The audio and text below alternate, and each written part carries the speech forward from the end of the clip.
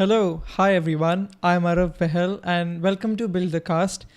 Today I have with me Mr. Deepak Natarajan. Hi. Hello. I'll just introduce Mr. Deepak Natarajan. He's currently on the board of an IC of Singtel Innovate, which is the corporate venture arm of Singtel. If I start counting his achievements, it's like a very long list because he's been working for a very long time and he's an investor, entrepreneur, and board member on 20 plus boards in his career spanning 40 years. He spent 27 years in Silicon Valley as a venture capitalist at Redboard Ventures, Storm Ventures. He was a startup executive at Seeker Software and Romeware, and a global marketing and sales executive at Silicon Graphics, Sun Microsystems, and Autodesk.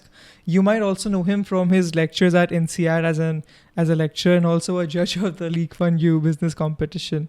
The reason that I wanted to bring you onto the podcast is because I think it's very rare for somebody to have experiences at startups as a VC and also now helping startups sort of, cross the chasm. And I think it's very rare and I think we can all learn a lot from you and your experiences. So thank you for being here. Well, thank you for inviting me. So this is your first podcast. I'll try not to screw it up. No, I think it's on me to try not to screw it up because you're obviously nervous, right? But I'll try to pull through You're doing it. just fine. Keep going. Cool. So the first question that I wanted to ask you is, you've been working for almost 40 years now. So what's your secret to longevity? Well, for me, it has been two things. One is I am a learning animal, so I like learning new things. And that automatically has made me seek out new opportunities to learn. So while I have been in the tech industry for 40 years, the reality is I started my career in the chip industry, moved up one level to systems, then moved up to software tools, then moved up to software, enterprise software, then moved to wireless, and then to internet services, and then to venture capital. So each of those was a learning experience for me. And it was almost like I was starting afresh and learning something new. Of course, what you've learned in your previous part of your career adds value to the next step of your career, but you still have a steep learning curve each time you make one of these transitions. And especially in the marketing roles that I held early in my career, the first 20 years of my career, you can imagine learning a new domain, entirely new. Like I knew nothing about wireless when I became VP of marketing and business development at Romeware, but I had to learn that very quickly. And that's a similar process that I went through everywhere I worked. So that kept me very interested and keen to continue to work for as long as I did. Right. And which was the most difficult transition for you? The most difficult transition, I don't think there was anything that was particularly difficult. I think that if I were to consider anything that probably took me a little bit longer to transition to, it's the fact that when I moved from what were largely US-centric or global roles to a role that was purely Asia-Pacific, which was at Autodesk, where I was running Autodesk's marketing operations for APAC, based out of the US, but running the operations here. There were country managers in each country, so it wasn't like I had to make every small tactical decision. They made all that, but I was giving them overall direction, strategic direction from there. I think that was sort of an interesting transition for me because markets around the world are not the same. They're not homogenous. So the way you approach markets in Asia were entirely different from the way we approached marketing in the West. And so that took me a little bit longer. The other thing is, PC software in the 90s and even now was largely pirated. So you had a lot of users, but no customers. Nobody paid you. Nobody was paying, yeah. Nobody paid you. They just used your software. So the marketing job itself was not about acquiring new customers, which is the usual job of a marketeer, is to bring new leads in. There were plenty of leads. It's to persuade those leads to start paying. Right. So it was a very different job. So I'd say that one was the toughest one for me to get my arm around as I progressed through my career. Very interesting. I think, as you said, you can probably find people today who are willing to pay. It's just that it's the exact opposite problem which we face today, I think, wherein you got people with disposable income, but it's probably tougher to get people through the door. And I wasn't really sure that there were as many people who were pirating software. I had read something about Spotify, wherein you'd seen Spotify just completely change the dynamic, right? Because everybody was downloading music on torrent back then, I think. Yep. And I think that was my first thing onto, everybody's pirating software, and this was like a big thing before. But I think that's gradually reduced with time, right? Well, you're talking about consumers, and I think the consumer piece is probably still pretty high on the pirated part. I'm talking about enterprises, businesses stealing software in the old days. Right. I mean, nobody paid for it because, you could walk into a largish company with hundreds of employees and they would never have actually paid and bought your software. They would have pirated it everywhere. So I'll give you an example. I was in Hong Kong in 1994, launching AutoCAD Release 13. And I just landed in Hong Kong. I went out and had a dinner. And I came back to my hotel. As I was walking back, I saw this little computer store in the corner. And so I decided, let me go in and take a look at what this guy is selling. And the main reason I wanted to do that is software is usually priced relative to the price of the hardware.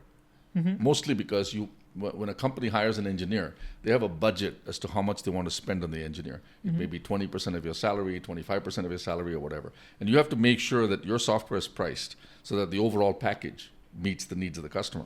So I wanted to just find out, what does a computer sell for in Hong Kong? And I remember walking into this place, and the guy was, he was like, he thought I was going to buy something. And I told him, I said, no, I'm not going to buy anything. I just want to take a look at what you have. Yeah. We went through the whole exercise. And then he was keen to get me to buy something. So he said, well, I have something I can give you if you buy a computer today. Right. So I said, well, what do you have? So he pulled out the CD and he showed it to me. And he said, I have all kinds of applications on this CD. And if you buy a computer today, you can have any of these applications for free. Right. So I said, well, let me take a look at the CD. I want to know what's in it. Yeah. So I look at it, and lo and behold, AutoCAD Release 13 Beta was on it. Right. That's the product I was there to launch. Yeah. Oh, so he had the product that hadn't even been launched Hadn't yet. even been launched, but he had a beta copy of it so customers could use it if they wanted to. Wow. He was a really resourceful person, I must say. So, but this is what happened in those days. Yeah. 99% of software in APAC for sure, even amongst companies and amongst consumers almost everywhere in the world, was stolen. And people just used it without paying. And I remember Indonesia was a great example when we went to Indonesia to try to get them to recognize that they had a high piracy problem.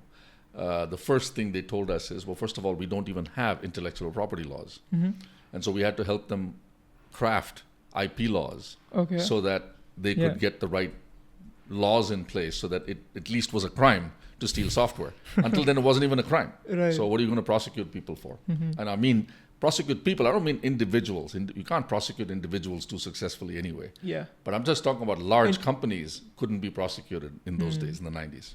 And then the second piece was they didn't know how to recognize pirated software. So when somebody brought in a CD, they didn't know, how do I know that this is pirated? Right. And so we had to show them what the watermark looks like on legitimate software, the fact that the watermark was missing on pirated software. So all these things were, imagine that was all part of a marketing job, which I had never done before. Right. So that's what made that transition so tricky. Very interesting. And did that job actually prompt you to go to Intel Capital and be in APAC for a while? So the interesting thing there is my interest in Asia grew dramatically during that phase. And the reason it grew dramatically during that phase, frankly, was it's a personal thing, actually. So I was spending a lot of time in Asia. I was living in the US, but I was spending about 2 to 3 weeks every month in Asia. And I would see, the kids here wearing nice uniforms and going to school and being very studious. Right. And I had a son who was 8 years old at the time. And I thought, when he grows up, he's going to be competing against these kids. So I need to find a way to get him to the same level of commitment to education and all that.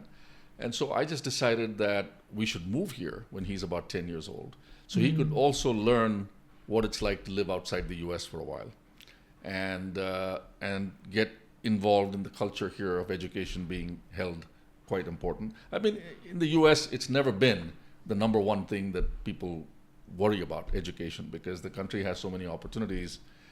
People never thought that a college degree is necessarily the thing you need to have to move ahead. At least not as much as Asians did. Asians are very focused on that. Yeah. And even today, if you look at the US, only a third of the people in the US have 4-year college degrees. Right. Maybe another third or 40% have 2-year college degrees. Mm-hmm. And about 20 to 25% don't have any college degrees. Mm-hmm. So I wanted all that. Anyway, I was hoping to move here in 96 when the person who was running APAC, actually ASEAN, not so much APAC, ASEAN, out of Singapore was an American who was heading back to the US. So I was supposed to replace her. Well, unfortunately, for all kinds of personal reasons, I couldn't make that transition. Mm-hmm. So I continued to work in the US after that. But yeah, so that was a big miss as far as I was concerned, because then my son didn't experience that, which I think he could have benefited from. Right. But if because I think when I think about going to the school in the US, because I grew up in India, I actually felt it could be, because we looked at everything as exposure, right? So we felt if you're living in the States, you're probably growing up in this holistic environment, and we would crib about all that our parents care about is studying. We need to study all the time, but we also want to do this fun stuff that we see Americans do in videos. So what do you think then American schools really focus on?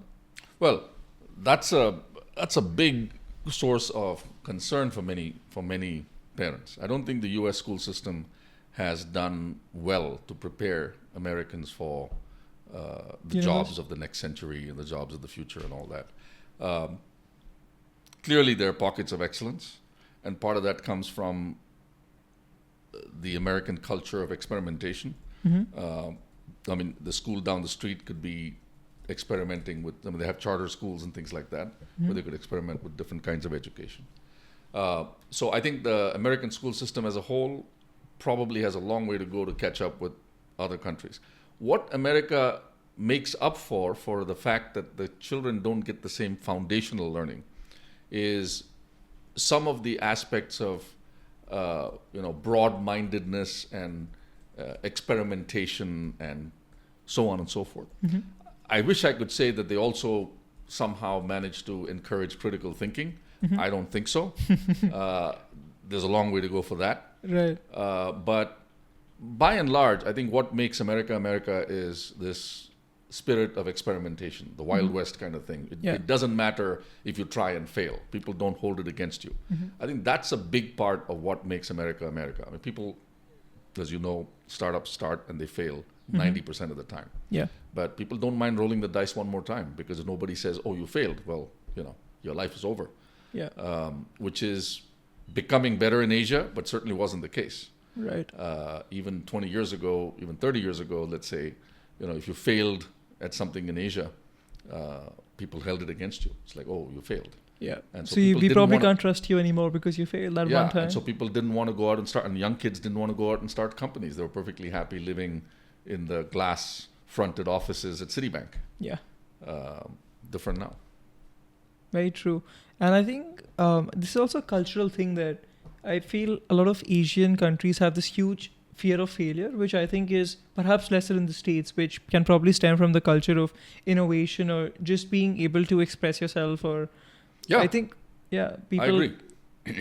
Which is definitely interesting to see, because if we can then somehow combine the Asian values of, working hard and being maybe a little thorough at school, and then also combined with that a little bit of risk taking and taking calculated risks, not wild west, but some amount of that I think could perhaps be the sweet spot with both of the cultures. Well, it is happening here slowly but surely. But would you say NUS has it? Sorry? You do work with NUS, right? So do you feel you've seen it at NUS? Not so much NUS, but I would say in general in Singapore. I mean, when I moved here in 2008, it was very hard to even find entrepreneurs who are willing to, hang out the shingles and say, "I'm going to do something different."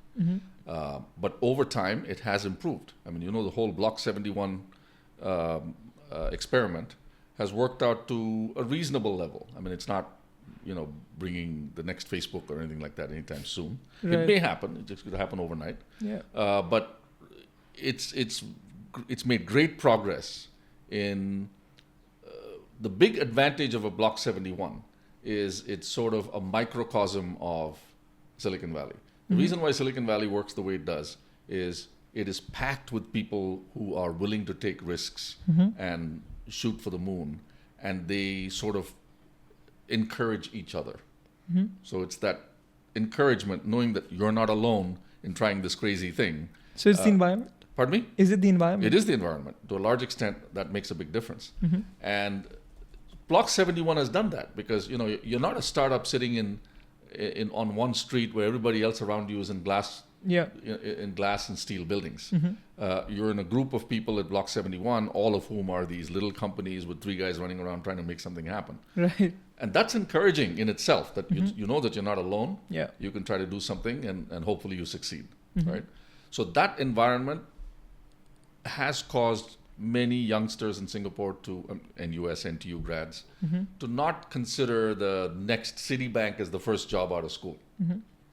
They are willing to try something different. Maybe it's not even the first job. Maybe the first job is something like that. Maybe they go join a Google, or they join a Microsoft. But then within a couple of years, this idea that, okay, I can go do that too, becomes part of their thinking. And just one of them needs to decide on an idea that he or she wants to pursue, for 2 or 3 of them to leave a Microsoft or a Google or an AWS and go start something. So that's happening in Singapore. And I think whether that succeeds like it does in Silicon Valley, I don't know.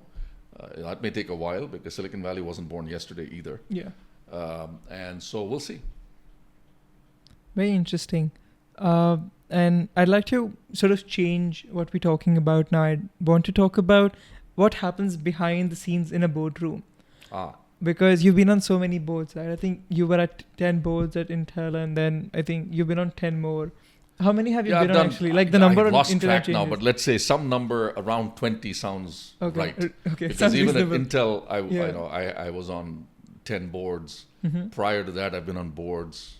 Post that, I've been on board. So around 20 should be... If I pick a number around 20, I should be right in the ballpark. If I count it up now, it'll probably be pretty close. Right. Whether it's 18 or 22, I have no idea. So first thing in boards is, you need to understand what a board does. Aside from meeting once a quarter and having nice donuts, what do you actually do on a board? The board has 3 responsibilities. The first, and I actually wanted to read out a definition of corporate governance, because that is one of the big things the board does. Okay. And when you tell people corporate governance, they have a general idea what that means, but they don't really know, okay, what does that mean in reality when you're on a board? So the definition, which is from one of these chartered governance institutes or whatever. So corporate governance is the system of rules, practices, and processes by which a company is directed and controlled. Corporate governance refers to the way in which companies are governed and to what purpose.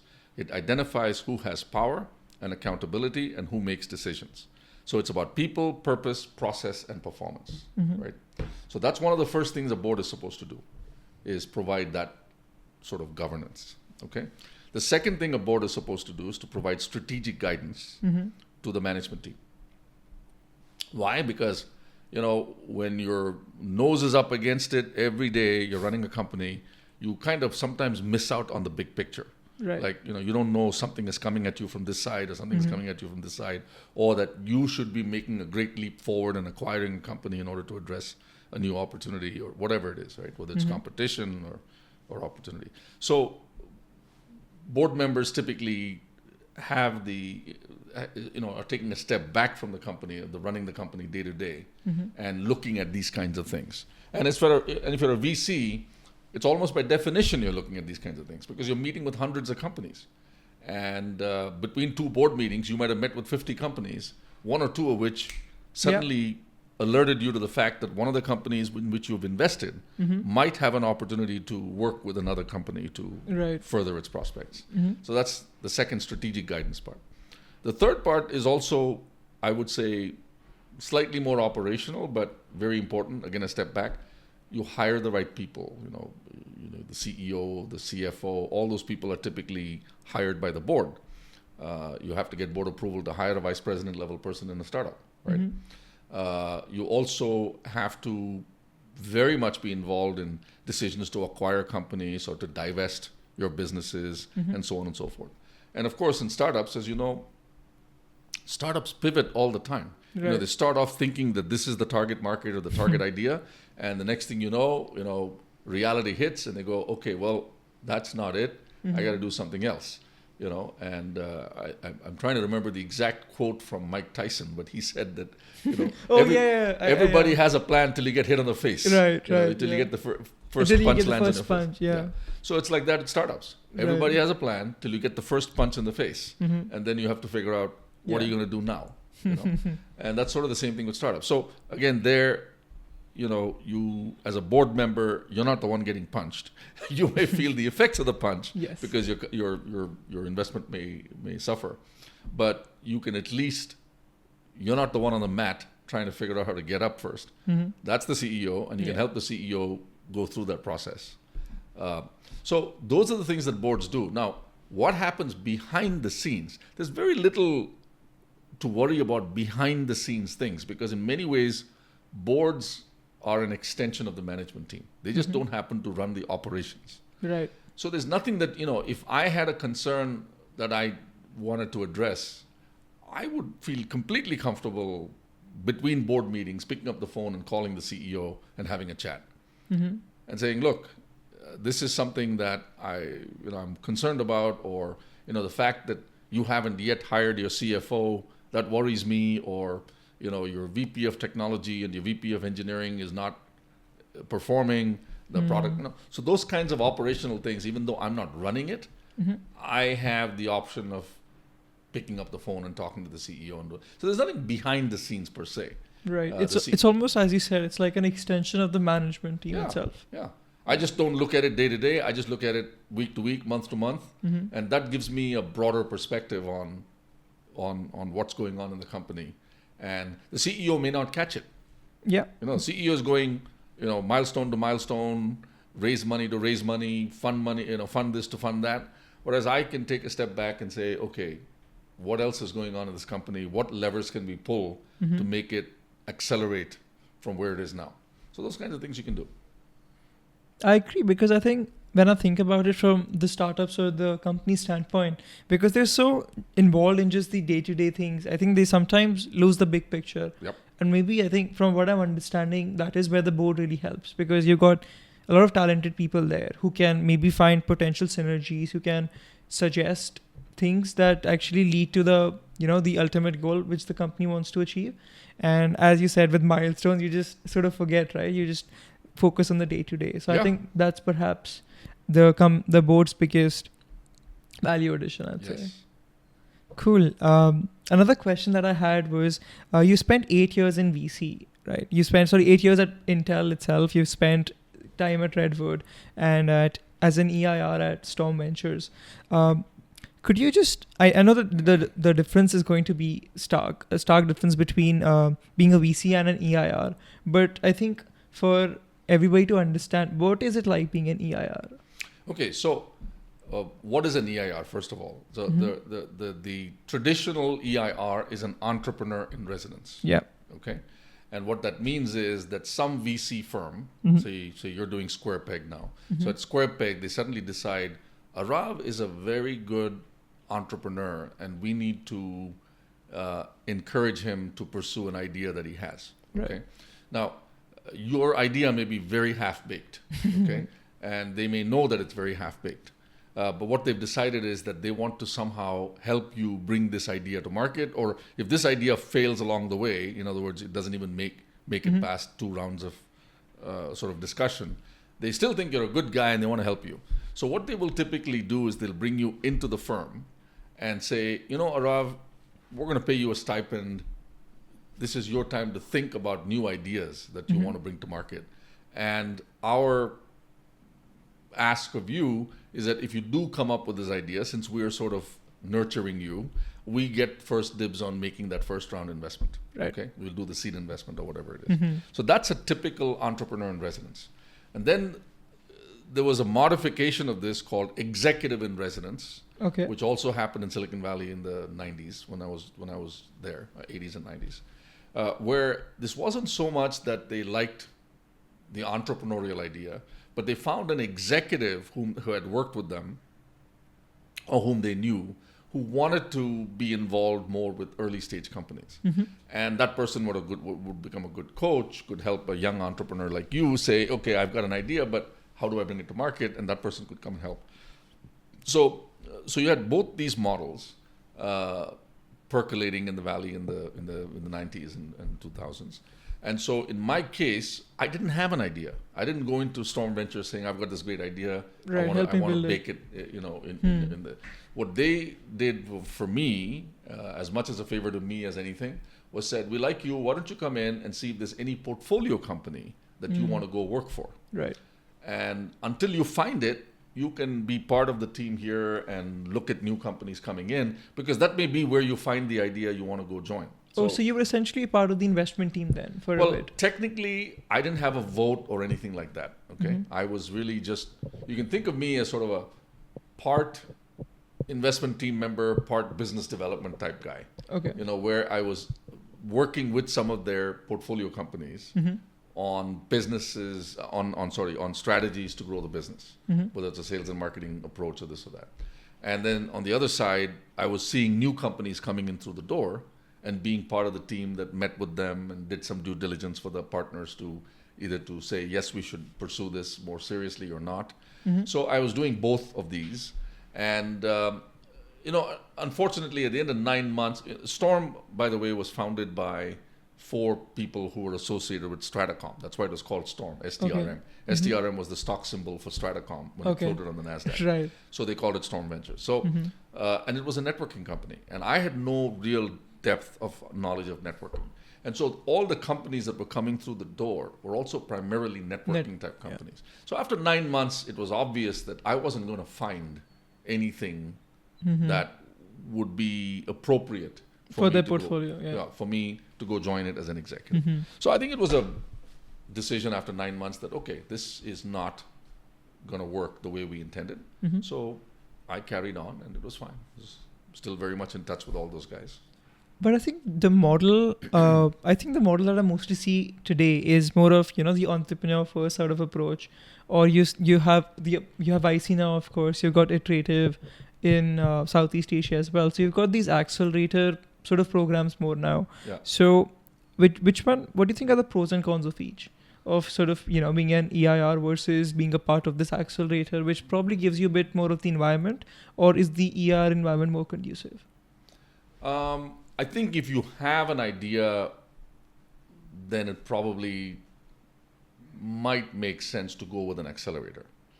Okay, only because you can get actual people who are dedicated to help you make it happen. In a typical VC, when you join as an EIR, it's not as though they have an HR person and a VP of engineering and a product management person who can all sort of meet with you every day and help you polish up your idea. Right. You're sort of doing this pretty much by yourself. Okay. There may be one partner who might help you with the principle, but there's no VP of engineering type or this or that. Right. I mean, there are exceptions. They've been a Storm had people that were, because of their networking backgrounds, who could bring a lot more value to people who did this. So they had a company called Airspace that grew entirely from within Storm, etc.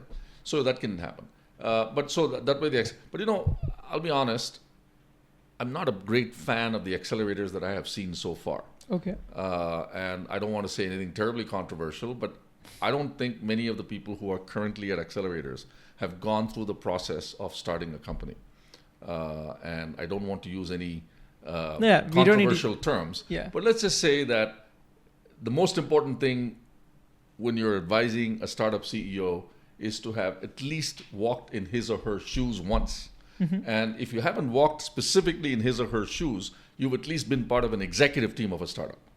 What I find with most of these accelerators these days is there are a bunch of consultants who have decided that consulting doesn't pay as much as doing this. Right. And so I'm going to now hang up the shingles and pretend that I know how to start a company. Okay. And again, I wanted to say, I didn't want to say something controversial, but I've already said it. But that's exactly how I feel about it, because I've met some of the accelerators and I've met some of the people who run them. And I haven't felt that any of them actually had walked in the shoes of a startup CEO. Being a consultant is not being a startup CEO. When you're a consultant, at best, you're going to put up an idea, which the CEO who has contracted with you to come up with the idea now has to implement. Right. So, being 20 years a Bain consultant or a McKinsey consultant doesn't make you a startup anything. And so you cannot advise a startup anything as well. So that's where I think these accelerators are not as, I'm not very much in favor of accelerators. Interesting. Let's talk a bit about consulting then. There are things that I obviously like about consulting. I feel that from what I've heard from other people, because I haven't ever been a consultant myself, I think it's very good learning for the first few years for sure, because you get, I think, access to a lot of resources. You probably learn a lot very quickly, and some people do speak really highly of it. But sometimes I feel that, are the skills really transferable? Like, is somebody who spent 10 years at McKinsey really well suited for a startup role? No. I think if you spend 10 years at McKinsey and you haven't already made partner, there's something wrong with you to start with. Okay. Because in consulting firms, you're up or you're out within 2 to 5 years. Okay. Either you're a really bright guy or gal, and they have moved you up to a partner level. And I don't know the 5 years. I don't know. I haven't kept track of all these new time and job things that happen. But I would generally say investment banking and consulting are two professions where if you're really good at what you do, you're going to move up very quickly. The speed at which you move up the organization is very quick. You're not going to be sitting and doing PowerPoint presentations 5 years into your job as an investment banker. You know, you're either going to be very good and they're going to move you up quickly, so you're doing deals, or you're going to be on your way out, to do something different. Same thing with consulting. So I would say if you continue in consulting for years and years and years, you're more likely to end up in a large company. And I say large, mid-size, I don't care, whether it's, I'm just talking about company with hundreds to thousands to tens of thousands of employees, not 2 employees sitting in a shack trying to figure something out. Right. Or even single-digit, double-digit companies are not for consultants, in my opinion. I don't think that they can pull it off. There are exceptions to the rule. I've seen exceptions to the rule. But I would say, by and large, no. I would say if you want to be a consultant, be a consultant. If you want to be an entrepreneur, try early to get operational experience. Giving advice to other people is not operational experience. Yes, because you're not really doing it yourself. You're not doing right? it. You're just saying it. Yeah. I mean, everything in life, going back to the Mike Tyson thing, right? You have a plan, and that's what a consultant gives you, a plan. Yeah. He never gets punched in the face because he never actually sits down and tries to bring that plan to fruition. And when you get punched in the face is when you realize that, oh, now this is something I didn't think about. So now how do I react to that? That you only get when you are an operational guy. You ran a marketing campaign. You thought you're going to do this. Well, it didn't happen. Now what am I going to do? I thought my competition was not going to be able to take this segment away. Now they've taken it. Now what do I do? If I'm a startup company and I have a great piece of software that does, and this happened, right, a lot in the 90s. If I have a niche piece of software that does supply chain management, and then SAP announces their supply chain management module. Right. Now the reality is they may not even be ready to ship it for 6 months to a year. But when a large company like SAP says, "Oh, we have something as well. We have something that, we're announcing it today, but we won't be shipping it till the next release in 6 months to a year," it freezes customer decisions. So you're a startup, you've gone in there, you made the big pitch, they're ready to sign the PO to give it to you, and then SAP makes an announcement. Next thing you know, the PO goes away. Yeah. Because customer says, "Oh wait, you know what? If SAP is coming in, I'll rather take it it's from mission critical software for me. I'd rather buy it from SAP. I don't want to buy it from you. And oh, by the way, if you want to sell it to me, why don't you go sign a deal with SAP?" So SAP does the integration, and then they sell it to me. So this happened to a lot of companies in the enterprise software world through the 90s. And I think maybe the reason that SAP might have done that was to, I think, get into the loop. To freeze. Yeah. So that, I think that's a smart thing from, if And you're you can SAP. see, after all these years now, how many ERP software vendors are left? 2, SAP and Oracle. They gobbled everybody else up by doing similar things. Can they gobble each other up, or are they too big Too too? big. I think that the world can live with 2, But it can't live with 3, 4. Well, 3, yes. I think 3 is good. I think what happens is when you get to your 5th and your 6th and your 7th, you get a long tail, and customers will also not be wanting to buy from the seventh guy who did the same thing that the first guy did. Mm-hmm. Unless there is some real reason to do it, functionality is much better, or some algorithm works better, or whatever it is. Or sometimes it's a vertical solution that suits one industry better than everybody else. I mean, an SAP typically, or an Oracle, doesn't matter. I'm just taking ERP software since I know that industry reasonably well. Mm-hmm. I mean, they may have ERP software that runs across industries. They may not be verticalizing it for one particular industry. And if you happen to be in an industry where you need some very specific functions, vertical functions, you may not get it in the generic software. So you may go find a third party, sort of a smaller company with 50 million in sales, and say, I'm going to use their software to do that. Very interesting. Cool. And I think one thing that sort of got my attention was, how do you feel, because you spent a reasonable amount of time with ERP software, how do you feel it has evolved over the years? Well, the first thing that happened with ERP software is it hit the ceiling, because it was designed for large enterprises, and there are only so many large enterprises. I mean, you can think of 1,000, 2,500. There are not that many billion-dollar companies in the world. There are about that many. Mm-hmm. And then what do you do after everybody has bought a piece of ERP software? What are you going to do? Mm-hmm. So they had to go to mid-market, and then it just so happened, I think, that right about the time when ERP companies, the Oracles, the Red Pepper softwares, the Bonds, the SAPs, when they all were starting to feel this pressure that, okay, we don't have our total available market has been achieved, or whatever, or not quite achieved, but they could see the ceiling. The internet came along, so a lot of their software got re-architected for people to access online, right? So if you look in the early 90s, PeopleSoft was the leading HR application. Mm-hmm. Well, to run PeopleSoft, you couldn't do diddly squat with it. You had to, an HR person had to sit and enter all, you still filled out the paperwork saying, this is my employee information, this is what I do, this is what I did, this is how much money, whatever, this is my address, this is personal information. And then the HR person sat and typed it all in. Mm-hmm. Okay. Now, when the internet came about, well, first of all, that was riddled with errors, as you can imagine. I'm giving you information, you're typing it out. Yeah. So there's all kinds of errors. So, so when the internet came about, one of the companies I worked for, Seeker Software, had come up with the idea that, hey, we can. This is really an employee self-service application. Why does an employee have to fill out a paper form saying what benefits they want, what the 401k should be invested in, and give it to an HR person who then goes and types it into PeopleSoft? Let the employee type it in himself or herself. Mm-hmm. And so Seeker, for example, developed the first suite of what they call employee self-service applications. Mm-hmm. So the employee, as soon as you enrolled, you went to your office, it said, oh, welcome, Arav. Now, here are the 3 things on your plate you need to do to be fully enrolled as an employee. Mm-hmm. And so you started off by giving them the personal information, then you chose your benefits, then you did whatever else you wanted to do. And all that was driven by you, right?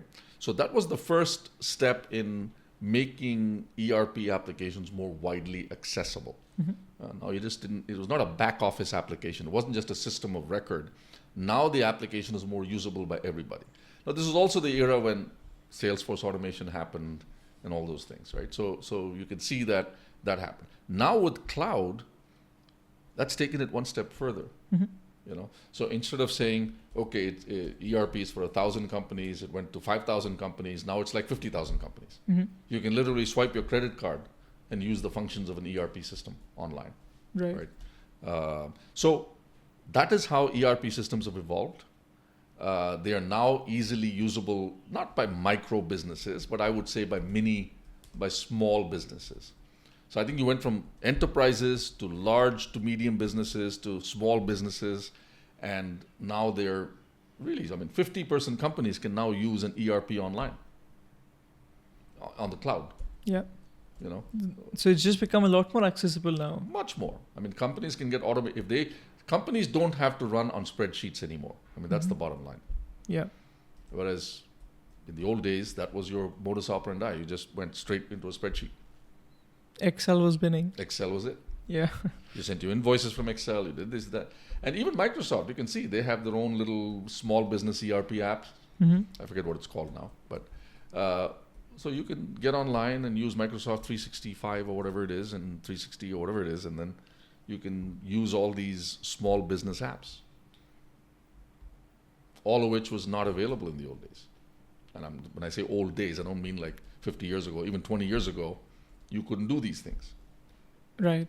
And could you talk a bit about how the cloud has actually made all of this so accessible?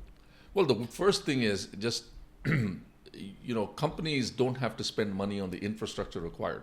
Right. That is a huge win. The entry cost is the biggest bugaboo when it comes to running these apps. Okay. People have to buy the infrastructure, they have to have an IT guy, they have to make it fully available, they have to make it accessible, yada, yada. So all that cost, entry cost, has been removed. So you can literally start, you're a 6-person company, you're a 20-person company with 3 sales guys, and your 3 sales guys can have Salesforce automation tomorrow.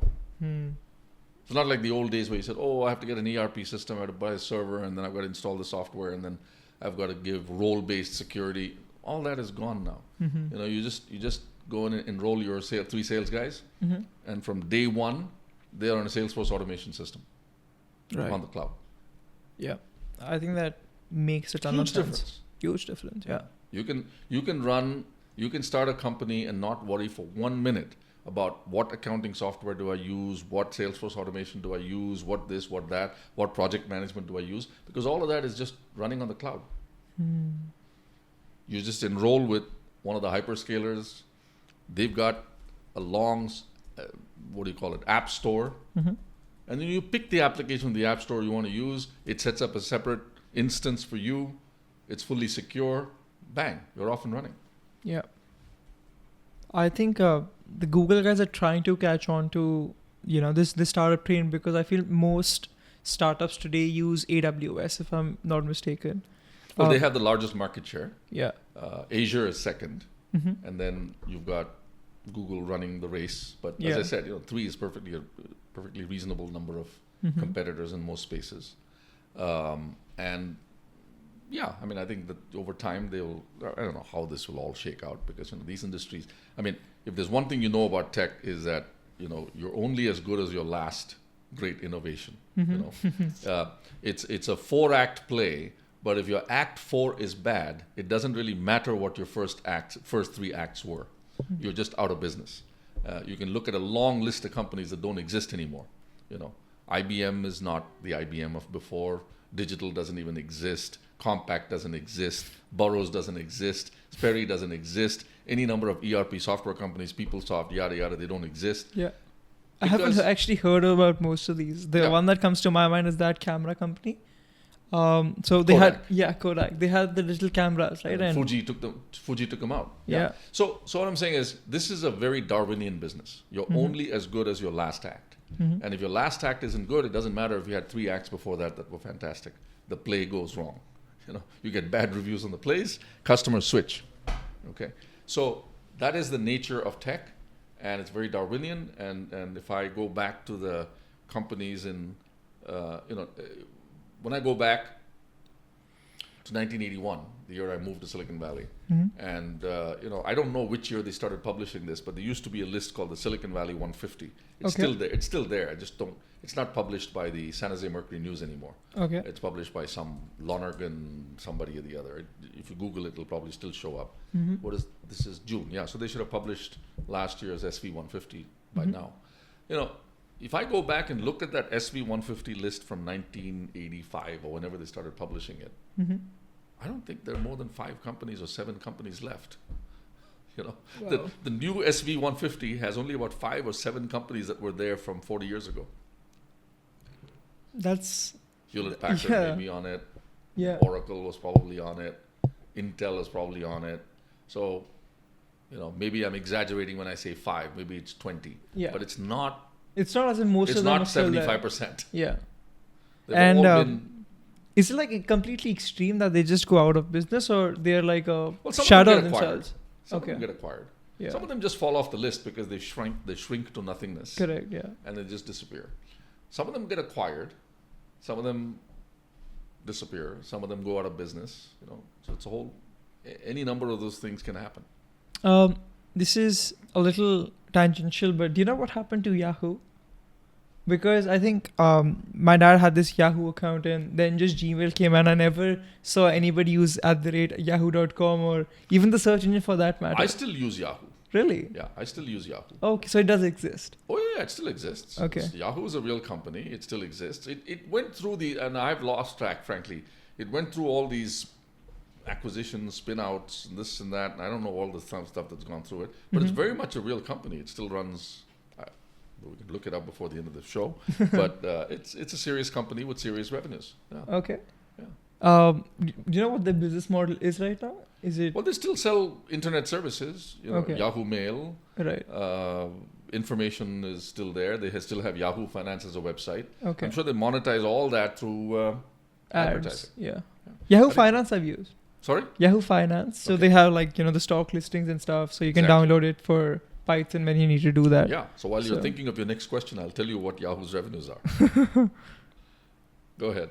The next question that I actually wanted to ask you was, do you feel that being a VC is a good pathway to becoming an entrepreneur? Because I've heard extremely extreme opinions on this, wherein some people feel that it's a great thing to do because, you're essentially talking to entrepreneurs all the time and you get access to these great ideas that you can learn yourself from, or you can find good people who perhaps you can join when you want to start up on your own.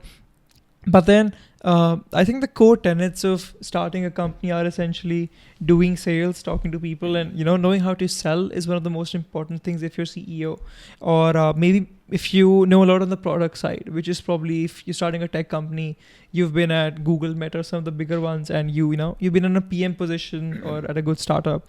Whereas VC doesn't do any of that, right? You're always much more on the buy side, and it can be the problem of golden handcuffs. And what's your opinion on that? What's your take on it? I don't think you should start off as a VC and try to become an entrepreneur as a general rule. Right. Does it mean that there are people who have tried that and done that and not been successful? No. There are always exceptions to every rule. Yeah. But by and large, I would say that the reverse is the right path to follow. First, you do operational things. Yeah. Then you become a venture capitalist. And because that also says that you've been... As I mentioned to you, when you're a VC, you're serving on boards. When you're serving on boards, you're trying to help a CEO. Right. It helps to have walked in the CEO's shoes for you to have some credibility with the CEO. I've served on boards with people who had never been operational. They had only been VCs right from the day they graduated from high school, from college. Or they were working in investment banking, had never really done anything entrepreneurial. And I can tell you that at least in my experience, the CEOs would turn to me for my advice when they hit a fork in the road more often than they would the other guys. I won't mention any company names here, but I had invested in an Israeli company back in the 2000s. And I remember the CEO used to call me and say, well, we have the board meeting on Friday, but the board and I would like you to come and join us on Thursday so that we can have a knockdown, drag out discussion with you about what we want to take to the board. Because if you agree with it, then we know we're pretty comfortable that we have the right idea. But if you don't agree with it, then we want your help to fashion it so that we can take it to the board. They didn't do that with any of the other guys. And the reason that you think they did that with you was because you had that operational experience that because I had been to certain forks in the road. It doesn't necessarily mean it's the same fork that they had hit. Yeah. But it gave them confidence that since this guy has navigated a small company decision that could be critical in one way or the other, having his voice in the room is going to be useful to us. Now, I'm still in touch with that CEO, by the way. You should ask him. And the fact that he's still in touch with me says that he found some value in what I did. Yeah. I'm talking about 22 years ago when I was on his board. Right. That's a long time. So, how do you still maintain contact with people who you knew, who were colleagues from so long? Because you probably would meet so many people. And do you maintain a list of people that you want to talk to, or you just schedule calls with them? How do you manage all of that? I'm just a crazy guy when it comes to these things. I have a general method, I guess, if you want to call it that, of staying in touch with everybody practically that not everybody I've worked with, because that's a little different. Not everybody you work with become friends or that you want to stay in touch with them. You may run into them, you may be in touch with them on LinkedIn, but that's not regular. That's not the same, yeah. Yeah, that's not the same. But there are people that make that transition from being business acquaintances to friendly acquaintances. Let's call it that. Yeah. Right? I mean, these are not people I've invited to my home for dinner, but they still are people I've gone out for lunches with. Yeah. And therefore that makes it a different thing than sitting in a board meeting and having a board discussion, right? So many of these guys, I've stayed in touch with them over the years. Some of them are still LinkedIn with me. Some of them are on WhatsApp with me. Some of them are whatever. And oftentimes I make an effort to reach out to them, even if it's only twice a year. But it's still something. I think twice a year is actually a decent frequency for how relationships can turn out. For example, you're from India. I was born and raised in India and so on. I mean, if you write to somebody that you work, you write to somebody whom you know from your work days and you just say, hey, happy Diwali, just want to wish you. I mean, people remember that you wish them, and therefore that's always that connection that, oh, I'm going to hear from Deepak. How are you? And the conversation begins again. And you give everybody an update once a year as to what you're up to, and they tell you what they're up to. Right. That's a good enough way to stay in touch with most people. With my friends, that's a whole different thing. I have friends that date back to my earliest days in India, and I spent 20 years in India. I probably have 17 or 18 friends from my earliest days. With them, I have a very different approach. I call them on their birthdays, on their anniversaries. So I'm in touch with them quite regularly. And now these days with WhatsApp, I have lots of articles I send people which they respond to. And so it's actually a good thing to do to not forget all the, as the saying goes, what is it? Make new friends but keep the old. These are silver, those are gold. Yeah. And I always follow that principle. That all my old friends are still my very close friends.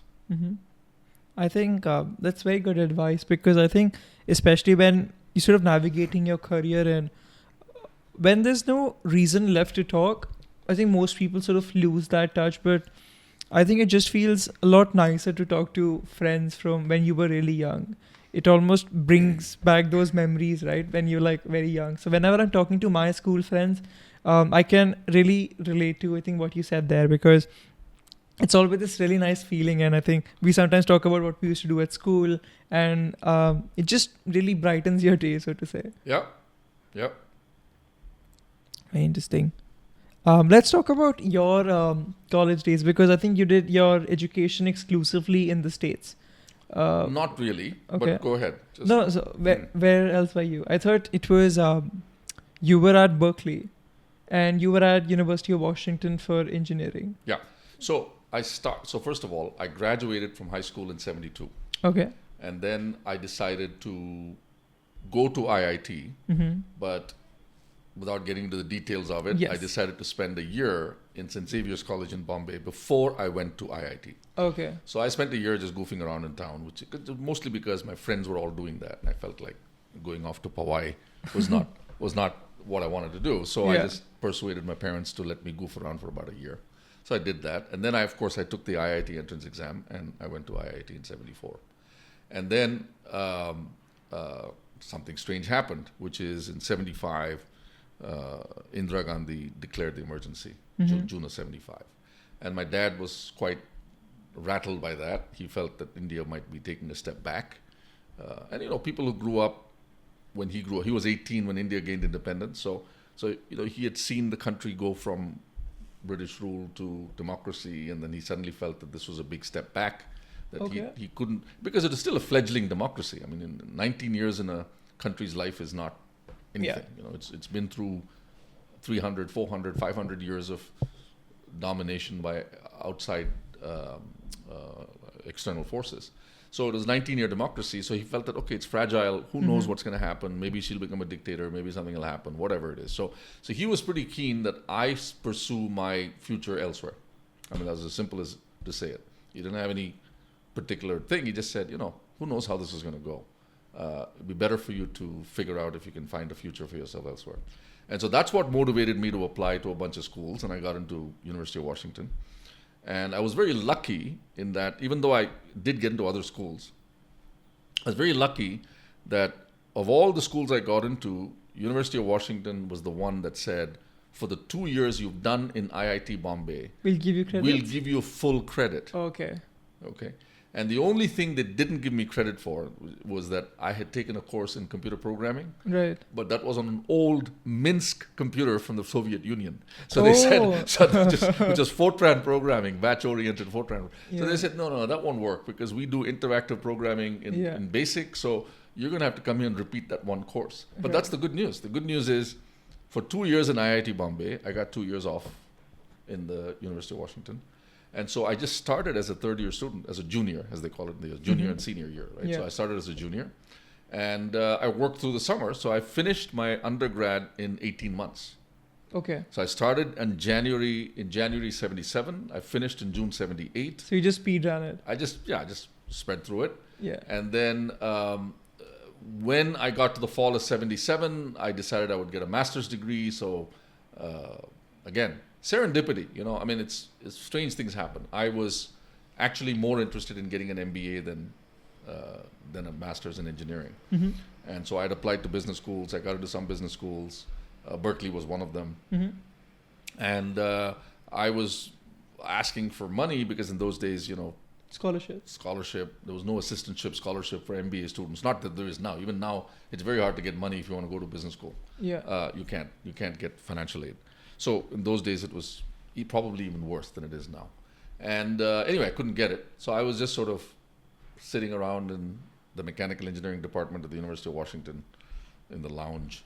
And one of my professors, Crichton Depew, he came and I'd taken a thermodynamics class with him and I'd done very well. So he was asking me why I was looking a little off color. And I said, this is what happened. I got admission, but I have no money. He said, oh, you know what? You're a bright guy. I'm willing to recommend you to my PhD advisor from Berkeley. Okay. If you're willing to do a master's in engineering, I'm sure he's looking for someone like you with good programming skills. Mm-hmm. And so that's how it happened, He literally referred me to this Professor Seaban, who offered me an assistantship. I got admission to Berkeley. So I went there initially as a deferred admission. So I deferred admission to the MBA. I told Berkeley that I can't join this year, but I want to join in 79. Mm. And so when I got to Berkeley, I went as an engineering student. Mm-hmm. And within 3 months, I added business as a major. So can you do a double major in Masters of Engineering and as an MBA? Yeah, of course. So you can do both at the same time? Yeah. So what happened, and again, this hasn't changed, but the year I got to Berkeley, which is 1978, in those days, you could take waiver exams for some of the courses that you were required to take in the first year of business school. And those courses were very easy for engineering students. Quant 1, Quant 2, calculus, easy stuff. Macroeconomics 1, microeconomics 1, all this stuff. So very easy stuff. So you could waive out of those courses by just taking an exam. Mm-hmm. And once you waived out, you didn't have to take anything in place of those courses. Right. So you're free for that time. So that allowed me to waive out of 5 or 6 courses. I can't remember. I think I waived out of 5. And then as part of my master's in engineering requirement, I was required to take 1 humanities course out of the 13 courses I had to take to complete my master's in engineering.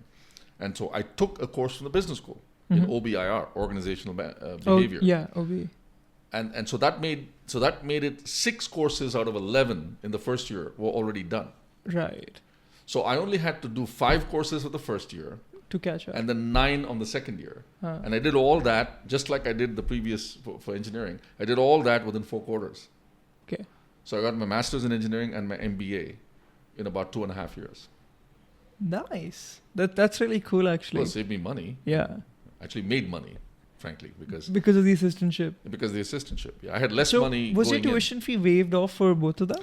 Well, the assistantship from engineering, there was no tuition waiver, but the assistantship was enough to pay the tuition. Okay. And have living expenses. Right. The business school, when they offered me, after I got admission and showed them that I could complete soon, the dean of the business school finally gave in.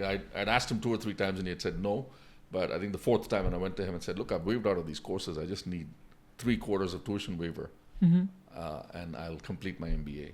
He gave in, and he gave me 3/4 of tuition waiver. So that was it.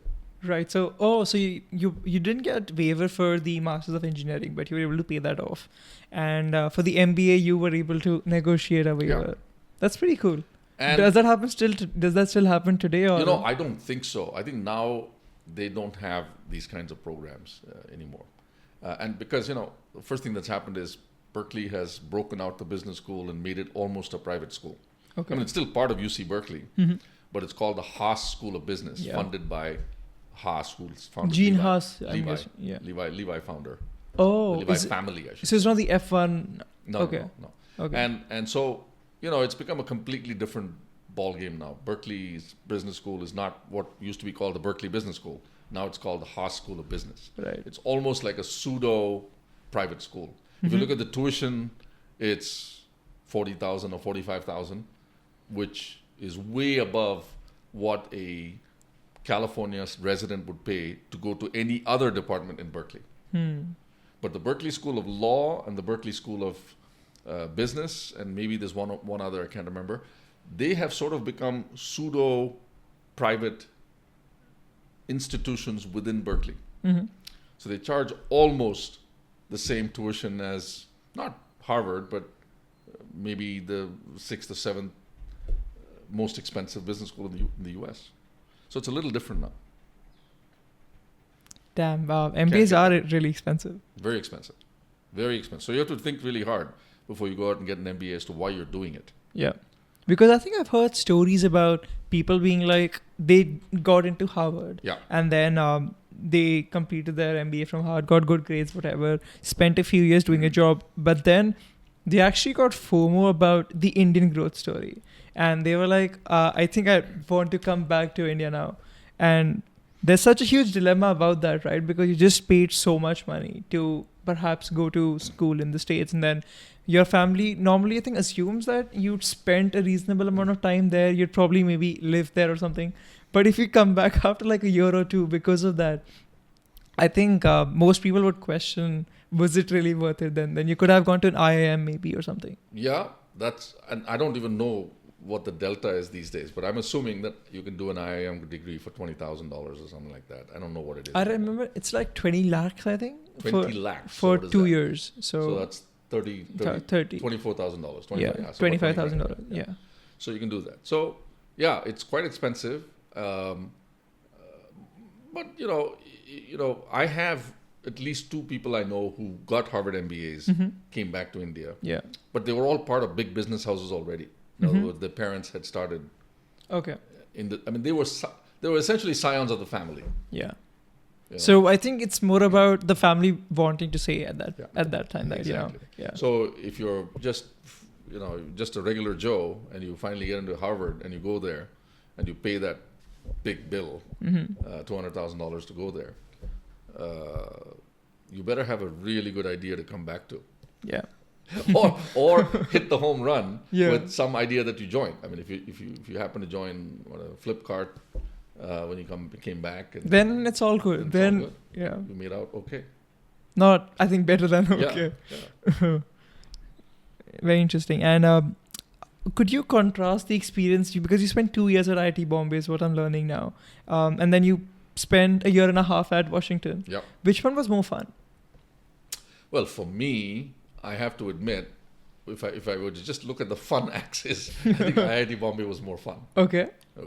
Because when I went to the UW, I was, well, first of all, my dad was kind enough to give me enough money to take me through 2/4 of tuition, right? And after that, I had to work on campus and pay my own tuition and all that.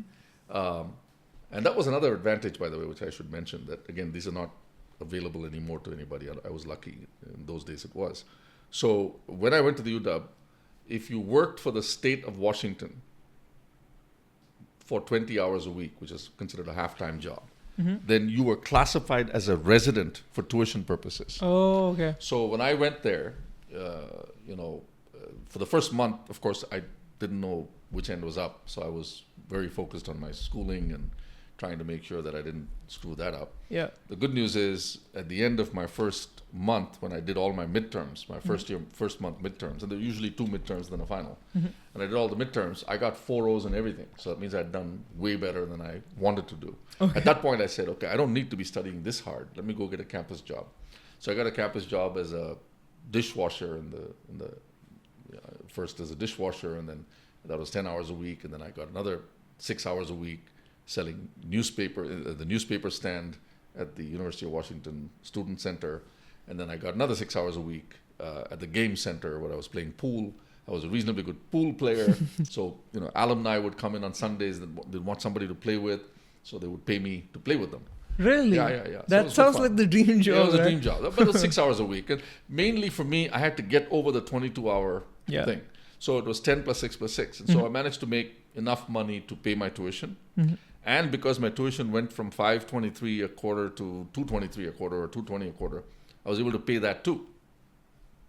So all that,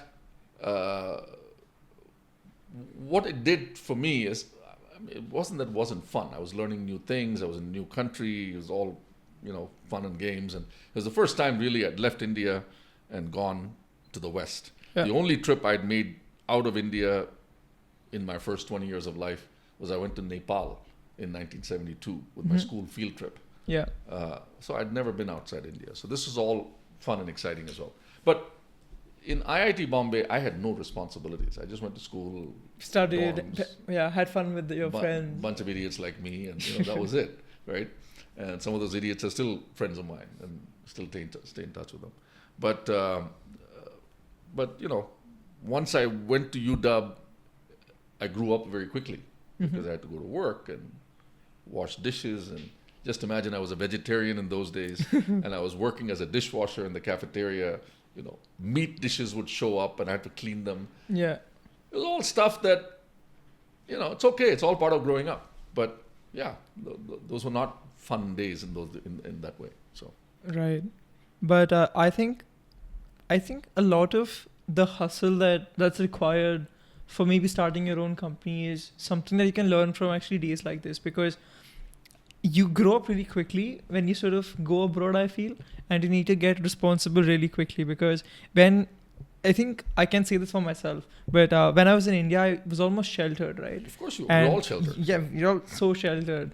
And you basically, your parents are doing most of the stuff for you. You just, I think, as we talked about the fun axis is like really up there because you barely have any responsibilities. And I actually see myself actively become more irresponsible when as soon as I land in India, I'm probably a lot more irresponsible versus when I'm here. Exactly. I basically outsource everything to my parents. I outsource all of my responsibilities to my parents. Yeah. So, I think it's a good feeling. But well, the thing is, simple things, right? When you live, you pay your bills. You have to pay the utility bill, or the guy's going to turn off the lights. When you live in India, you get a traffic ticket, your dad can call somebody and get it fixed for you. Yeah. None of that works when you're living overseas. At least not in the US and not in Singapore. Singapore, definitely not. So you have to now become more responsible. You have to grow up and say, okay, well, there's no dad to fix this.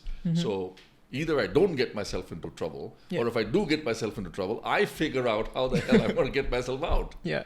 So that is a very different way of, living life.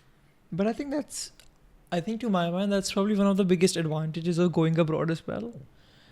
Because I think maybe when you're at the undergrad level, there's still this element of fun that you can have, but it also gives you the balance of, there's stuff that's also as important, which is, being responsible and taking care of X, Y, Z. I think which can get difficult, or it can feel like a completely your world can just go here and there because of the culture shock if you were to go for an MBA outside, because you were then sheltered for a lot longer than an undergrad kid was, because if you go as an undergrad, you were like 17, 18. But I think the flip side to that is also that then you might just stay abroad, then you might not come back to India, which is, I think, what a lot of my relatives fear, that they feel like, you'll come back to India, right? And I'm like, I don't know.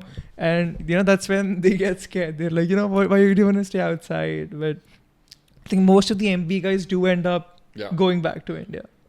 Well, the first thing is I'm a firm believer in the immigrant experience because I've gone through it myself. I've seen a lot of my friends do it. Even today, I think 80% may be too high, but I would say 70%, 2/3 of my friends are immigrants to the US. Okay. 2/3 of them, easy, right? So only 1/3 of the people I know whom I'm in touch with as friends are people who were born and raised in the US. Everybody else has come there from somewhere else. And so I'm a firm believer in that. The first thing that happens to you if you're an immigrant to a country is you come to realize very quickly that nobody owes you anything. There is no sense of entitlement. Yeah, it just goes away completely. Yeah, this is not your country, so they don't owe you anything. So what are you going to do about building your life up from wherever you are when you land there? And that changes everything about your experience, in your life experience I'm talking about. Because you land there, nobody owes you anything, you start from ground up, you beg for things, you fight for things, you do whatever you need to do to get ahead.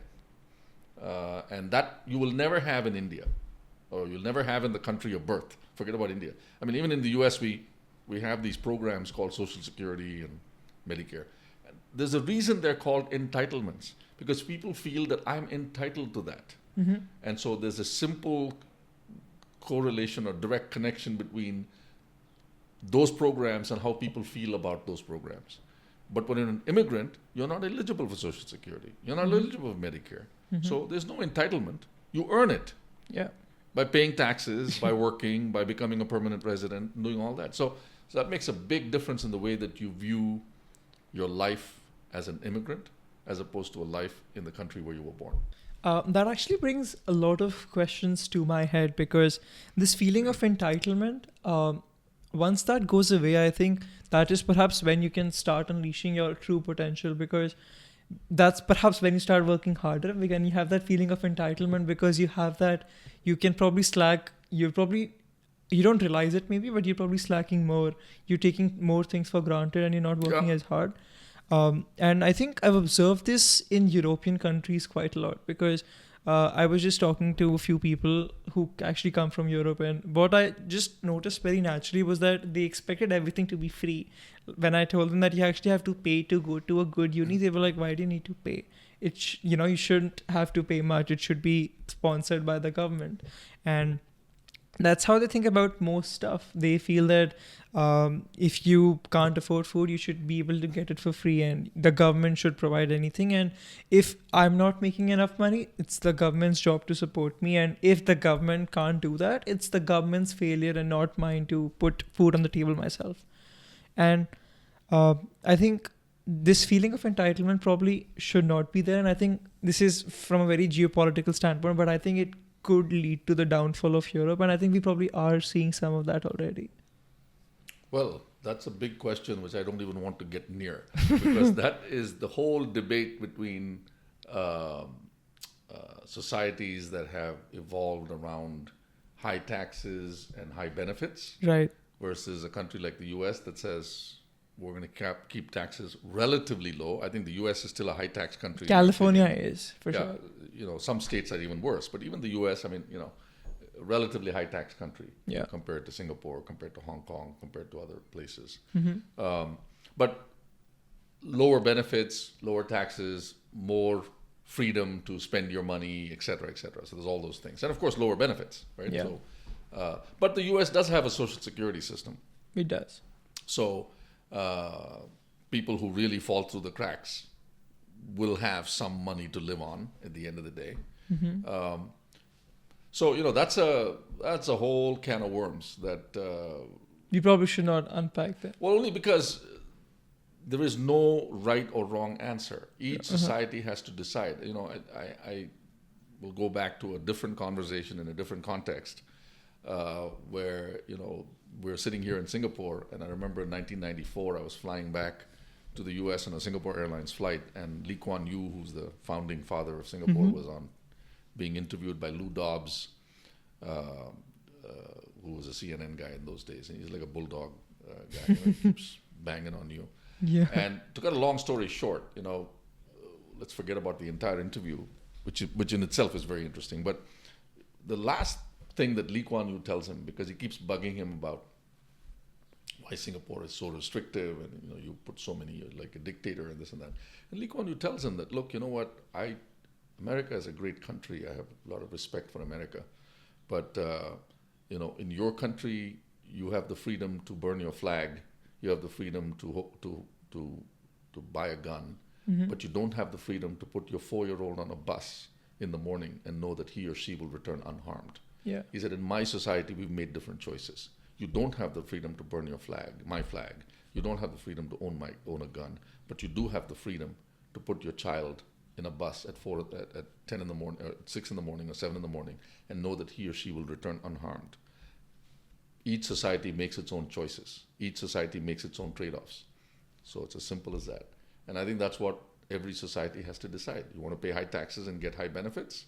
You want to pay low taxes and leave more space for human effort to get ahead? I guess we'll find out sooner or later. Well, right now it is clear that Europe Yeah. has a much more, quite, quote, socialist bent than the Yeah. US ever had. Right. And now that the US is going into such deep deficits, I cannot imagine how it can develop a socialist bent. It has no money. Yeah. It can't spend any more money on Medicare, Medicaid, and all these other programs. So it's going to cut back, if anything. So I mean, my son's generation is not going to get Medicare or Medicaid that even I'm going to get. And I'm not going to get as much as, the generation that retired 25 years ago. Mm-hmm.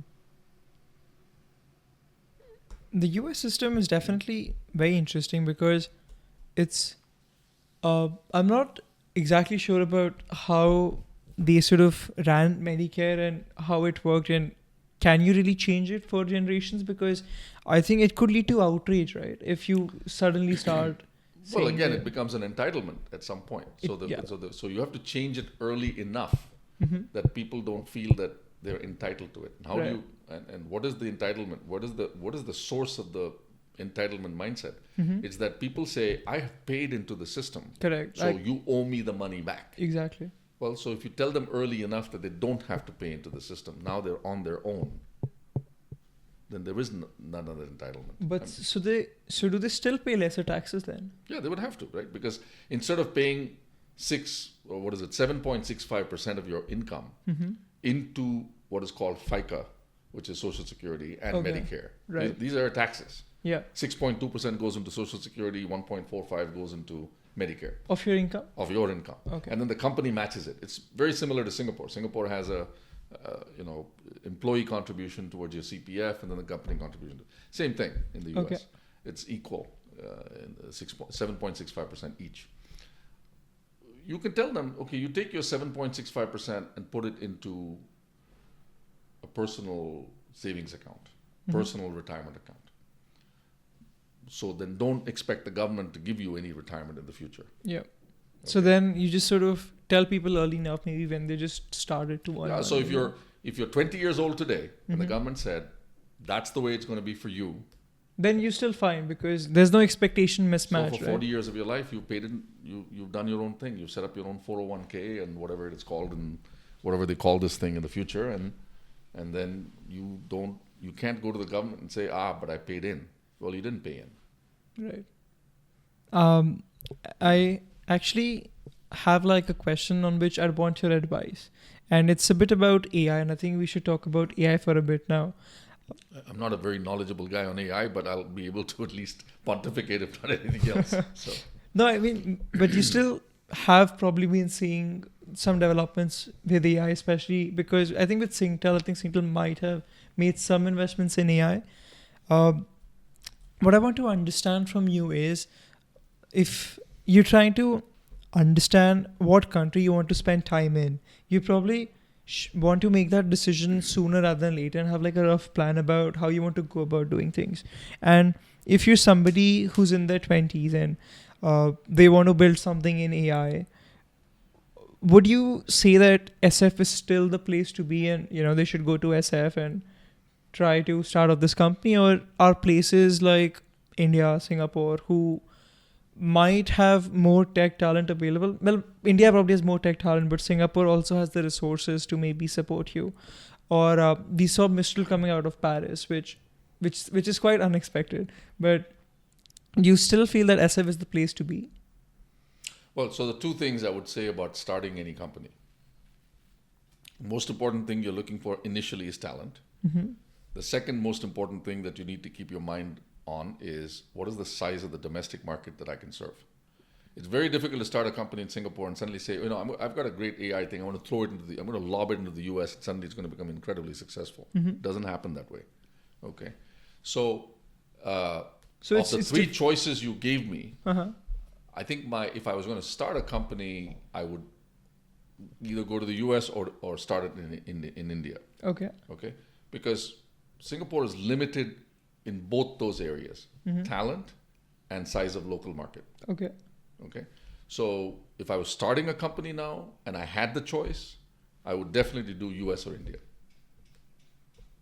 Interesting. And so you mentioned something about, let's say you build something in Singapore and now you want to launch it in the US. Is it that they have technical restrictions around you launch there? No technical restrictions. It's just that you don't have, if you're not on the ground where your customer is, you probably aren't necessarily building the right product for that market. Okay. Okay. So launching into new markets is a trick in itself. I mean, even well-established companies, take Autodesk, right, where I used to work. Well, Autodesk's biggest competitor in those days was a company called Intergraph. Mm-hmm. They were based in Huntsville, Alabama, which is in the deep south. They never thought of themselves as a global software company. Mm-hmm. Never. And they had this really good product called MicroStation, which was as good as AutoCAD. Okay. But because we always saw ourselves, Autodesk always saw itself as a global company serving engineers and draftsmen all over the world. We did simple things. We used 16-bit programming, etc., so that the product was ready for Asian languages. The product was ready for European languages. So AutoCAD gained market share in these countries so quickly that MicroStation was practically shut out. Okay. So, and that is partly because they were sitting in the US thinking as a US company. And the same thing is true when you're anywhere else. If you're trying to enter a new market, you have to think about being a global, what is it? What is the expression that often comes? Think global, act local, or some such thing. There's some such expression that's often used. Okay. What that means is you think globally when you're building a company, Right. but when you're in Japan, You think behave about like the a Japan Japanese company. Okay. Got Serve your Japanese customers the way you want a Japanese customer expects to be served, not the way a US customer expects to be served. Japanese customers expect a very high level of service, extremely high level of service, and they deliver a very high level of service. I don't know if you've flown Japan Airlines, but when you deal with a Japanese company, it on a scale of 100, you will rate their service 100, and if you don't, in the high 90s. Okay. They're the benchmark for great service. Okay? And then I would say the US is probably, depending on what you're talking about, the US again is not uniform, but I would say it's probably in the 70s. I'd say, Europe is probably in the 50s. I have terrible service in Europe in most situations that I've been, as a consumer. Now, I've never bought any European product where I got bad. My VW, which I bought, my first car, had good service. Delivered in the US, of course. But, and then, of course, I don't know about India and all that. I think it all depends. Again, when you go to India, you can't miss the fact that you've got 10,000 people waiting on you to do it for the smallest thing. Yeah. So it feels like good service in some ways. If And sometimes it's also claustrophobic. I Yeah. always tell them, just leave me alone. I'll call you if I need you. You don't need to be breathing down my neck, telling me that you want to serve me. I already know that. So that's what I look at. But Japan is just incredible. What's different about what they do? I have never been. They're customer focused. They don't just talk about customer focused. They are customer focused. Everything they do, they anticipate what you need, and if they have not been successful in anticipating what you need, they will get it to you ASAP. I mean, every time I travel to Japan, and I've been to Japan probably 50 times in my life, I Okay. never once thought, oh, I'm staying at this Akasaka Prince Hotel and it's not going to be, oh, it's a Japanese hotel, I should stay at a Westin. No, I stayed at a Akasaka Prince Hotel and I got better service than I got anywhere else. And the best part of it is when the office finally moved to a part of Tokyo called Yebisu, where the closest 5-star hotel was a Westin. And the company told me, don't stay at Akasaka Prince. It's going to take you 25 minutes or 40 minutes or whatever in the morning to take a taxi to the office. Just stay at Yebisu and stay at the Westin. When I stayed at the Westin in Yebisu, the service at the Westin in Yebisu was better than any service I had received at any Westin anywhere else. Right. Because it's part of the culture. Very interesting. So. And I think perhaps one of the last things that I want to ask you is about how, if I want to find high signal companies, like early stage companies that I can join in, maybe because operational experience, you said, is probably the best way that you can learn how to start up yourself. How do you go about finding those high signal companies that you can join in the future? Well, I mean, there are a few signals that you can look for. One is, of course, accomplished founders, people who've done something successfully before. So there's always a little bit of success following success. The second thing is, just like, when companies hire, why do they hire from IITs and Stanford and Berkeley and Harvard? Yeah. Because they have done the hard work of sifting through the large number of applicants and finding the good ones. Correct. And putting you through the mill. And that in turn sharpens you even more than not having gone to those top-notch universities. So it's the same thing. So looking for that. And then VCs play a good role too, because they do meet, the average VC invests in one company out of 100. And maybe these days the ratios are even worse than that, because there are so many companies being formed. Yeah. But I remember in the old days in the Valley, I used to have a friend who worked at Norwest Ventures, which is one of the top venture firms in those days. Now it's not so much. It's not certainly in the top 20. But he told me, he said, our ratio is 1 to 135. 135 companies come through the door, we invest in one. That's the ratio, right? So a top-notch VC firm would do that. So if you have a list of the top 25 VC firms in the universe or in the region you're in, if they have put money in, you should feel reasonably comfortable that there is some due diligence that went into that. Hopefully. And that's the thing. You never know. Unless it happened in 2021. Well, you never know, because sometimes, the VC business is a portfolio business. Yeah. Okay? You take a few flyers and you take a few safe ones. And you hope that in the end, one flyer pays off and all the safe ones deliver 2x on your money. Yeah. And so your fund overall delivers 3x or 3.5x, which is what most institutional investors expect from you. Yeah. So you've met their needs, you've made money, your entrepreneurs are happy, you've got Everybody's some successes. happy. Everybody's happy. All three are happy. Entrepreneurs, LPs, GP, everybody's happy. Yeah. So that's the way it works. So, but they are a good surrogate. I mean, every VC cannot get every investment right. So you know that too. Even successful founders cannot, lightning doesn't strike them 2 or 3 times. Some of them it does. There was a guy whom when I joined Silicon Graphics in 1986, the VP of marketing and sales was a guy called, actually he was a VP of marketing at that time. He used to run sales. His name was Don McKinney. He was an IBMer. And he interviewed me for the job. And I remember I was asking him, what is your background? Because I just wanted to understand, how the hell did you get to be such a successful guy? And it was amazing. He had IBM, Chromatics, Evans and Sutherland. He ticked off all the companies that he'd been at. And I said, this guy is, I must join this company because lightning seems to strike wherever he's standing.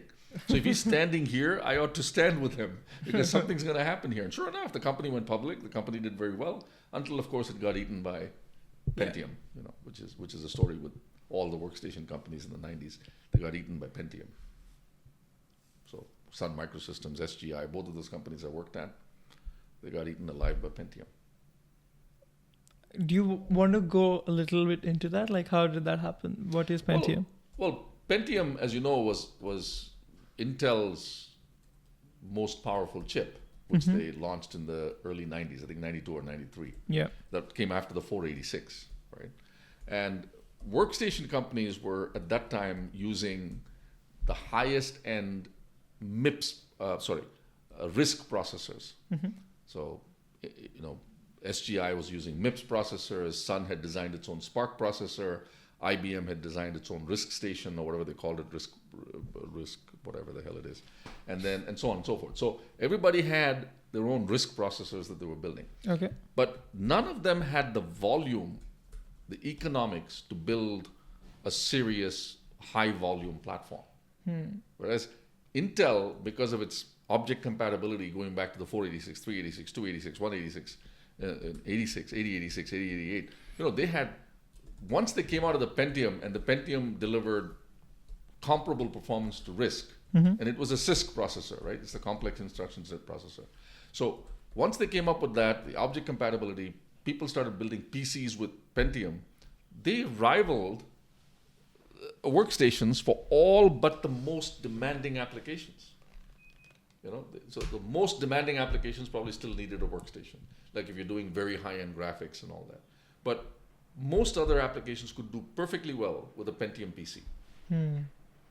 And so all these other companies, Sun, SGI, Digital, Compaq, they all just sort of went away over time because people just said, oh, I don't need to spend $5,000 in a workstation. I can get $2,300 for a PC, and I can get most of what I need to get done.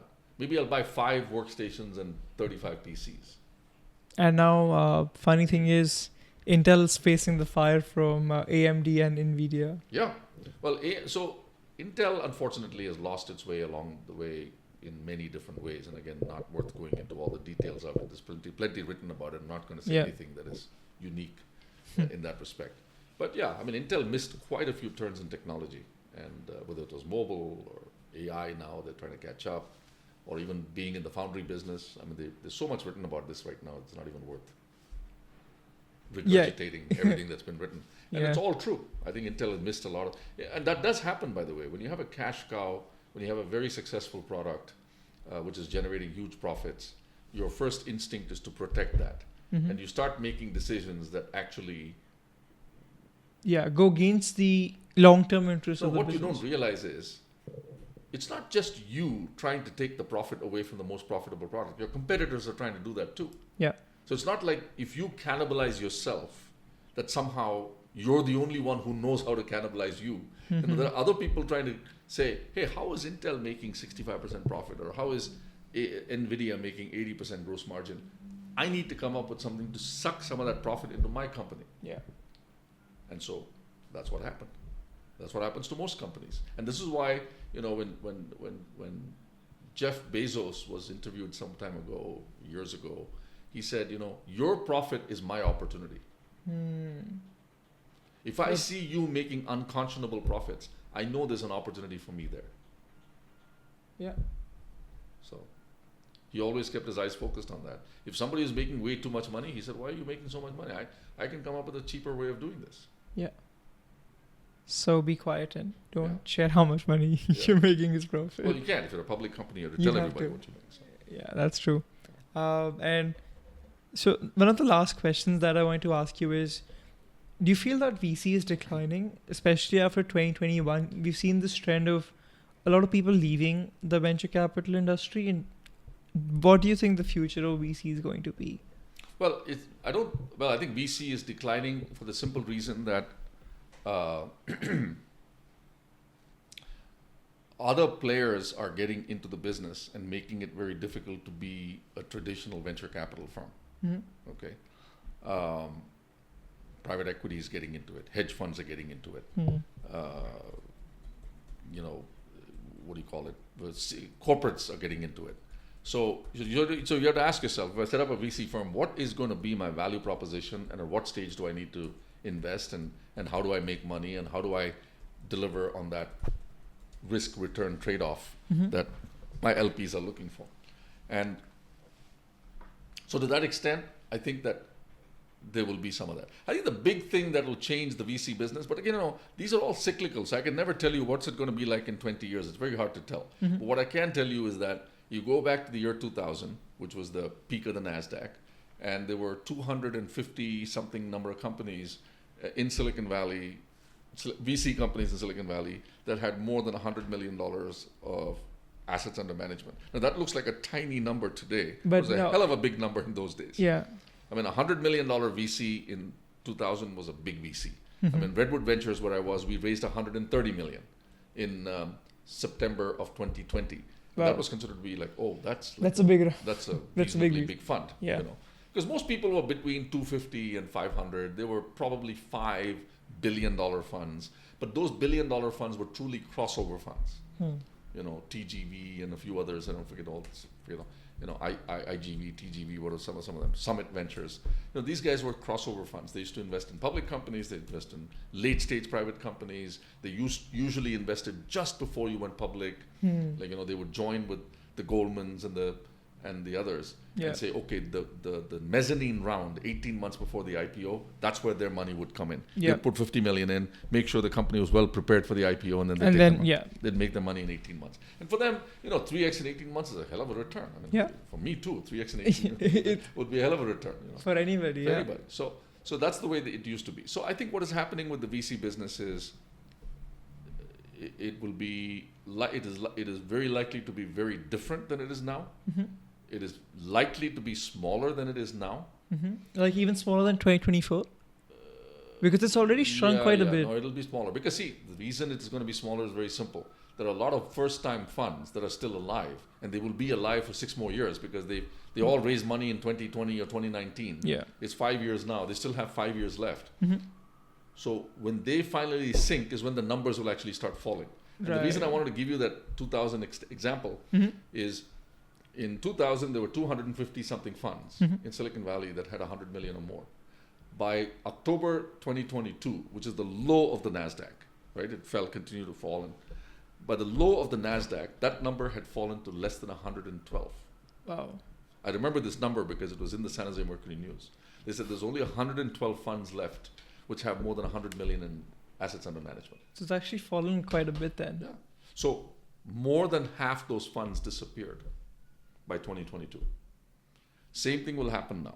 In maybe 5 years from now. Yeah, so 5 years from now, you're going to start seeing, first of all the first-time funds will not be able to raise money because they would have not delivered the returns that they would expect it to. Yeah. Okay. And then you've got all these, what do you call them? Incubators, accelerators. They'll all be accelerating to death before you know it. Okay. So that's the only acceleration you're going to see. So you're quite bearish on accelerators, I think. I know people who think that they're very good. I mean, I don't mean the guys who run there. I know people who are looking at accelerators and saying they're very good. And I have no doubt that some of them will do well and survive and all that. But I think you have to understand that the last 2008 to 16 years in these financial markets have been the most distorted in the history of mankind. Okay. In the last 16 years. Yeah, when Ben Bernanke started quantitative easing, that was the first time he had put his own PhD thesis to work in the real world. Okay. Because he studied the Great Depression, and he said the reason the Great Depression happened is because people did not loosen the purse strings and let money flow through the economy. Okay. And he implemented that he called that quantitative easing, and he implemented that for the first time ever in the history of mankind in 2008. And we had 0% interest rates till 2021. Yes. Okay. So you've got 13, 14 years of completely distorted markets. Yeah. And when you have distorted markets, you have different entities that show up from nowhere to take advantage of distorted markets. Yeah. Money is easy. It's easy to raise money. You don't even have to, when you can raise money at 0%, if I show you an idea that will make 2%, you will give me your 0% money. Right? Yeah. When money is now costing you 5%, if I show you an idea that will give you 7%, you're going to say, no, that's not enough. I can get 5% risk-free. Yes. I'm not going to give you for a 7% idea. Show me a 12% idea. Yeah. And only then is my risk justified. Exactly. So that's what is going to happen. And so You take accelerators, incubators, this daters, that daters. All that is an artifact of very easy money. All that is an artifact of a high level of disruption, which has caused corporates to enter the VC business and so on.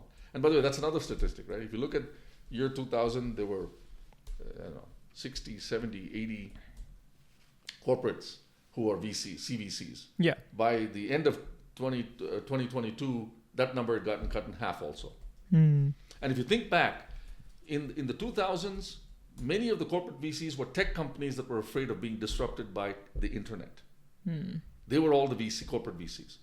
Then in this new generation of corporate VCs, it's not the tech companies. It's Ford and, completely bricks and mortar companies that set up their own CVCs because now they were getting disrupted in other ways. Hmm.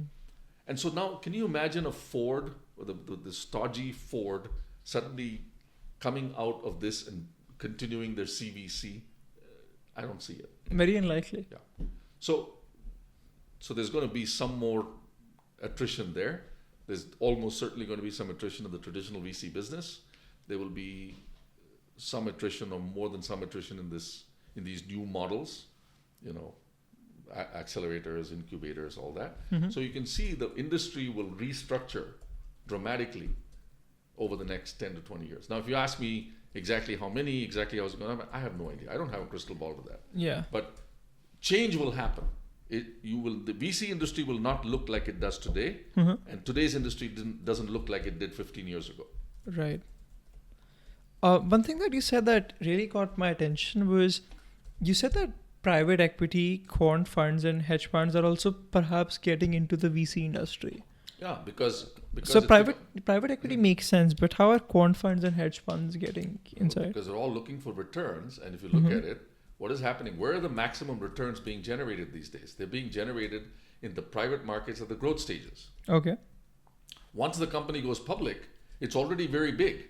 It's a $5 billion Uber that went public, and it's a $2 billion Facebook that went public. I don't know all the numbers. I'm just throwing out numbers out there. I'm just saying that it's become expensive for companies to go public because the compliance costs are very high. So they're staying private a lot longer.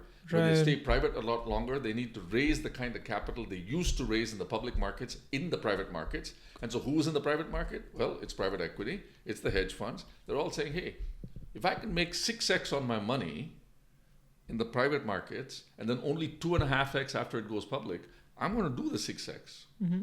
So they're all participating in Series C, Series D, Series E. Once you get past Series E, you'll see a lot of hedge funds on the shareholder table, cap table. Got it. Because the reason that I was thinking about this was when I think of hedge funds or quant funds, my mind immediately goes to just algorithmic trading and, quant traders on their desks just trading away. Well, look Which at is SIG, the company I was with for a few months. Yeah. Right? They're an options trading house in Philadelphia. They have nothing to do with private equity. They have nothing to do with venture capital. Right. But they've decided that there's money to be made here. Uh-huh. So they've set up a venture capital firm, which is investing in venture capital. Right. So, it's all a question of deciding, money chases money. So it's just, where is the new place where I can make money? Right. So Jane Street or Optiver might come in if they feel there's more money to be made. Yeah, of course. Very interesting. Cool. I think those are most of my questions. This has been really great. I've really enjoyed the conversation. And thank you so much for being so generous with your time. Oh, my pleasure. I hope this brings you more viewers. We'll see where it goes. Yeah, cool. Thank you. Thank you so much. Thanks, Arav. All the best. Thank you.